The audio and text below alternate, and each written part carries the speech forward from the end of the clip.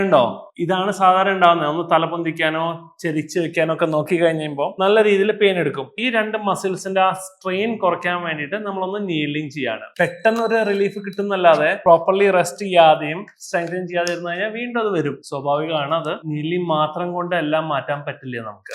ഈ ഒരു trapezium മസിൽസിനെ ടൈറ്റായിട്ടുള്ള tendon നമ്മൾ കണ്ടുപിടിക്കുകയാണ്. ഒരു ട്വിച്ച് പോലൊക്കെ ഫീൽ ചെയ്യാം. ഒരു ചെറിയൊരു വിങ്ങണ പോലത്തെ വേദന ഉണ്ടോ നന്നായിട്ട് ഈ ഒരു പോർഷനിൽ. ഇത് ഒരു പാറ്റേണിൽ നമ്മൾ ചെയ്ത് കഴിയുമ്പോൾ ഇവിടുത്തെ നോട്ടുകൾ ഒന്ന് കുറയും. അതിനുശേഷം ആളിനൊന്ന് സ്ട്രെച്ച് ചെയ്ത് കഴിയുമ്പോൾ നല്ല രീതിയിൽ പെട്ടെന്നൊരു റിസൾട്ട് കിട്ടും. പക്ഷെ അത് മെയിൻറ്റെയിൻ ചെയ്യണമെന്നുണ്ടെങ്കിൽ ചെറുതായിട്ടൊന്ന് റെസ്റ്റ് എടുക്കണം. അതിനോടൊപ്പം തന്നെ സ്ട്രെങ്തനിങ് കൂടിയും ആഡ് ചെയ്യണം. ഇതാണ് നീഡ്ലിംഗ് ടെക്നിക്. നിങ്ങൾ വിചാരിക്കും പോലെ ഭയങ്കര പെയിൻഫുള്ളോ അങ്ങനെയൊന്നുമല്ല. ഇനിയിപ്പം ഇത് എടുത്താൽ തന്നെ ബ്ലഡ് വരികയോ അങ്ങനത്തെ കണ്ടീഷൻസ് ഒന്നും വളരെ കുറവാണ്. അപ്പോൾ അത്രയും പേടിക്കേണ്ട കാര്യമൊന്നുമില്ല. പക്ഷെ പെട്ടെന്ന് നല്ല റിസൾട്ട് കിട്ടുകയും ചെയ്യും.